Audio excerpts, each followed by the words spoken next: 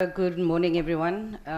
I don't think it's a pressure. I think we are just there like any other team as a contender. Yes, we are the defending champions, but we know each and every team that comes here has an ambition of winning it, and we are no different to having that ambition of winning it. I think the pressure comes with you going out there and talking about being defending champions all the time, and we know it happened in 2022 is a long time ago. Yes, we're still the champions, but as this is a new tournament, it's a new competition, it's a couple of years later. Teams have evolved, teams have gotten better. I think you cannot underestimate anyone on the continent anymore. You know, the rankings means nothing really. We've seen it with results in the qualifiers for the for the 2026 WAFCON. Some of the teams that were here in 2022 are not here for this competition, so it shows how the competition has grown, it shows how the countries has grown. So we are contender like everyone else, and we're taking it one game at a time, one day at a time, because, you know, if you look too far ahead of yourself, you lose focus of what's at hand. So yes, we're proud to be the defending champions, but mainly we are contender for the competition. Thank you. Look, in 2018 and 2022, we had really good starts with good wins, both against Nigeria, and that set the tone for the rest of the tournament, and this one is no different. To be able to get a positive result. We know Ghana did not come to the 2022 tournament, but without a doubt, they are a powerhouse in women's football. You know, you look at their players playing in good clubs around the world. It says the quality that they have, and they are back. And you know, we cannot underestimate them. If you look at the last 6 months, that they've changed coaches, but yet you still see the quality, the international friendlies they've played. So it's going to be a tough game. There's no two ways about it, but you don't want it any other way, you know. So it's not just Ghana, but that is the first game, and we have to get a positive result to give us a kickstart in the tournament. No, actually it doesn't. We know what we want to do. We know what we want to achieve as a group, but we are, as I said, as a contender, and I think that takes a lot of pressure off everyone, you know, not being put in that same group of contenders for the tournament. We know the quality we have within the team. We know what we've been working on, and now it's about executing those plans. So, you know, there's been a lot of outside talk about a lot of things even before the tournament, even before we came to the tournament itself, when we were back in South Africa, when we were playing our international friendlies. But we just focus on what we need to do. Yes, so you look at and analyze the opposition because they're going to analyze you. But we focus on what we need to do. And like we say, it's one game at a time and one day at a time. So it doesn't really bother us. I don't want to sound arrogant in any way, but it doesn't really bother us because we have to focus on what we need to do, not what the outside world says about us or thinks about us. To be honest, I think sometimes women's football is not taken serious. I think we could have find a solution to hold it in 2024, but we didn't. I don't think we were brave enough or had the guts to do it. It's easy just to shift a women's tournament to somewhere else, and we should be happy about it, but we're not. But it is what it is, you know. So, yes, from almost being ready to play in the tournament to then having a year, it puts you back a bit, but it gives you more time. It gives you more time. Also, I mean, we had players recovering from long-term injuries, so in that way, it really, really helped us to get those players back to a level. Talking about Refilwe, who's been out for a while. Probably if it was in 2024, she might have missed it. So in that way, it's a blessing in disguise. But I think we must handle these situations better and respect the women's game more. Well, finally, the tournament has started. We saw a very interesting game last night between Zambia and the host Morocco, and they kind of set the tone for the tournament also. You know, nobody could have thought it was going to go the way that it did. But we are here now. We are also preparing for our opening game tomorrow. We are prepared. We've worked throughout the years and throughout the months to be here today. So we are really happy and looking forward to the tournament and hoping that we can achieve our objectives that we've set for ourselves. Which is hopefully returning the trophy. Well, obviously the pressure is on the team as defending champions. So everyone coming into a tournament wants to win the tournament, and it's no different to us. Even though the pressure is on us, I think it's practically on everyone because everyone wants to lift it. And with the trophy, it's a beautiful trophy, and I hope South Africa can be the first ones to lay their hands on it. Luckily, we have to keep the one that we have from the previous edition, but the new trophy, it's a beautiful one, and we are grateful for it. Well, being away from playing the game wasn't an easy moment for me. So much happened through the injury and how it happened, and the management of it wasn't an exciting one. It was a very painful experience, but I'm lucky to have spent time with my family. You know, when you play overseas or when you play international football, you are always away from home. But the injury gave me a different perspective, gave me more time with family. I was able to attend more events, be part of the family, kind of like see how my life would be if I was away from football or if I were to stop playing football. So not everything was bad about it. I was able to kind of like plan my life going forward. And I'm also grateful for everyone who helped me come back to the field. It wasn't easy. It took a lot of mental work. It took a lot of courage, a lot of commitment, and so many times I thought maybe I would never come back or maybe I'd never be where I am today, but everyone has supported me, has helped me to be where I am today, and I'm very grateful. I can never take that for granted. Does that prepare you for what is not a cold day? Yeah, well, I don't think the heat the previous time was this hot, but this time it's extremely hot, but we've been able to adjust as a team. We train in the heat, in the weather, so we try by all means to acclimatize and set ourselves mentally for what's gonna come match day or come the other days of the tournament. So as a team, we have to stay mentally fit, encourage one another, set our eyes on the goal, and remember why we are here. There are so many things that we are unhappy about, but the main objective is to stay mentally fit for what we want to achieve. What are you unhappy about? The heat for one. But also, I think with the terms of the accommodation, also we are unhappy as players where we have to share a small room as players. But it's things that we can bring them up to the organizing committee, even though we know that there's so many changes happening currently in Morocco with so many infrastructure changes and things like that. So we have to think about that also. But it's things that can be worked on going forward. Look, over the years, I've been with the team for a long time, and over the years we've consistently refreshed the squad. Some of the players who were not at WAFCON went to World Cup and got the experience at the World Cup, so it's not completely new, but the experience of the players that have been to WAFCON, that have won it, that have gone over that hurdle. I think going over that hurdle was the most important thing, because being to so many finals and not getting over that hurdle, that's also broken a mental block. So they are key in bringing everyone together and making the newer ones understand. The newer ones, of course, don't have the scars of playing in so many finals and, not winning it. They're courageous. To them, this is not something new, for a lack of a better word.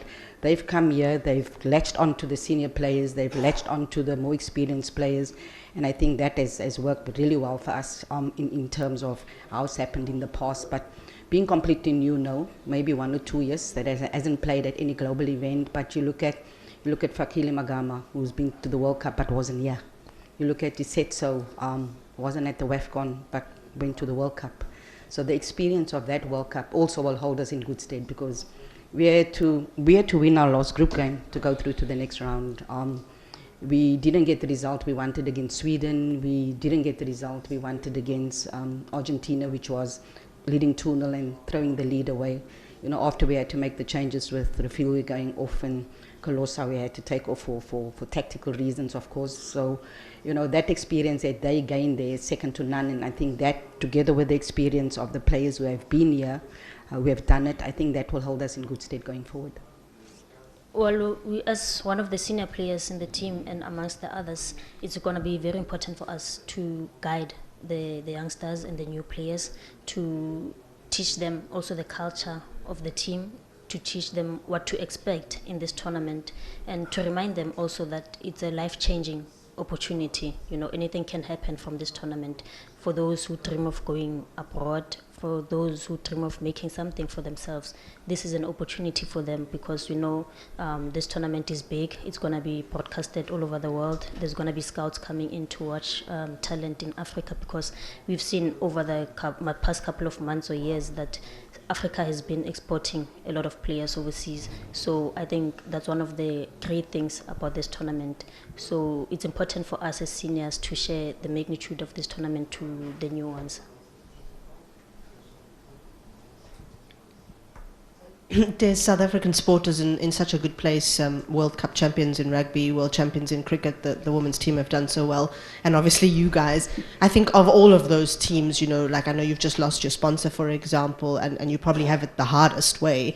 What do you think doing well says to people about like the resilience of South African sport, and how important is it for you to show that, you know, maybe you don't have as much as those other guys I've mentioned, but you know you can still go and win a trophy? I think we don't. I think the Banyana don't get the credit they deserve. I think through all the challenges, through all the issues, through everything, they consistently rise to the occasion. They show the resilience, they show the courage. You look in 2022 when we lost Tembi, I think you can attest to that. The whole country went into mourning. They thought that was it. But we have a group of players that can rise to the occasion. We have a group of players that never know when to quit. We have a group of players that no matter what the scoreline is, in the 90-plus minute, we're still creating chances. That's how resilient and how courageous and how this group is. And it's a group you can rely on. Doesn't matter who comes in. And I think a little bit more credit needs to come from everyone else, because they deserve that. And when they do things like that, it should be a gratitude from everybody else, you know, to say, no matter what, this team keeps rising. But there's going to come a point when no matter what, the team won't rise. And we have to make sure that we don't get to that point. We have to consistently make sure that we create opportunities for others to come in, like she says, the culture, to understand how the team works. And that is what we're trying to do, because we don't know what's going to happen in the future. We don't know which other players are going to decide to step down. And we need to make sure that when the other players come in, that it's not a consistent struggle. You see, when you look in the past, you've seen teams where maybe a group of 9, 10 players decide to stop playing, and then you're actually starting from scratch. So I just think that credit needs to be given where it's due. On more occasions, I don't think we celebrate this team enough. I don't think we celebrate this team's achievements enough, and I think that needs to change, because many of them are not full-time professionals. And that's what makes it the hardest part. They're not full-time professionals. So what I'm actually trying to say is that when the team does well, I mean, you need to stand up and you need to applaud, you know, because when you look at rugby, they have all the resources. When you look at cricket, they have all the resources. When you look at the women's team, they don't have similar resources, but yet 80% of the team is not professional. So that says to you the quality of this group, the courage of this group, the grit of this group. That is, I can go on and on. I can go on and on, because they should be getting the credit that they deserve. Do you feel, the sponsor obviously changed things, and what can you say to someone like, come and give us money, basically? Look, I think as a team, we've done our job. On the field, there's nothing more we can do. We've done our job. When we came to AFCON, I don't think anybody expected us to win it. When we went to the World Cup, we were told we're going there on a holiday. But deep down as a group, we knew what we were going to do. We got out of the group stages, the last 16. The first time a senior team's gotten out of the group stages. We've won so many COSAFA Cups. Our players have played in the best clubs in the world. But yet the sponsors don't come on board. So if there's a sponsor here, maybe tell me what else needs to be done. Maybe it's the marketing of the team that needs to be better. But on the field, we've done our job. You know, what more can you do? We've done our job. So to the sponsors out there, Cecil took a chance with us. They were in men's football, if you remember back then. They came on board, took a chance on us, and look where this team is. 2 successive World Cups, the last 16, 2 successive finals, a WAFCON winner, 2 successive Olympics. What more could a sponsor ask for? So we're urging not just football, but women in sport in general. You know, they're getting the leftovers. And it's not fair on the women in sport, because some of them have 9-to-5 jobs and then still have to go do their work. So I think, you know, more needs to be done. There needs to be a workshop, some strategizing, better strategies. I'm not sure what it is, but as part of the team, we've done our job on the field. Ghana, the quality that they have, the players that they have, we've done a lot of analysis. I'm sure they've done analysis on us too. If you're not ready now, we have a problem. You know, we came early to prepare in the weather, just not the weather, but also to see every other condition. And we have one more training session, match day -1, but we are ready for the game. It's about executing the plans tomorrow. It's about making sure that if the one plan doesn't work, we have another plan and another plan and another plan. I think the beauty of this team is that on any time we can change formations, because the versatility of the team is like really top. Fiddle Jani's played in every position, bar goalkeeper. And a lot of other players, and that's why we chose the squad we chose, for the versatility, because that helped us in 2022, because besides losing Tembi, we had COVID in camp, and the quarterfinal was a match where we didn't know who we were going to put on the pitch. But we had the versatility of the players, and that came through for us. But I don't want to speak too much about Ghana. We're concentrating on ourselves a lot more in what we need to do. We know the strengths and weaknesses of Ghana, you know, and we just need to put our game plan in place and make sure that we get the result that we want on the field. Same question to the Okay. What can you expect? Obviously, opening game of the tournament for us, it's going to be a very difficult one. Ghana, they are a completely different team. Won't go much into details, but we are prepared for them, and we're hoping that we can perform better. And as a team, we're going out there to leave no stone unturned. Last question. Refilwe, when you carry your team onto the pitch, and we are at the stadium, by the way, and you sing the national anthem tomorrow, Nkosi Sikeleli, what do you want to see from your teammates when the game starts, but also when things are maybe not going your way during the game? The most important thing in our team is unity, going out there, doing it for one another. So we always encourage that before we kick off, before we leave the change room, that don't forget your sister. Whatever that you do it for the next person. When one is struggling, the other one who has more energy, who has more power, comes in to help. So that was also the secret behind winning the previous edition. It's the unity that we have and the will to fight for one another. So what I want to see from my teammates is the same unity, the same fighting spirit, and the family that we have as a team.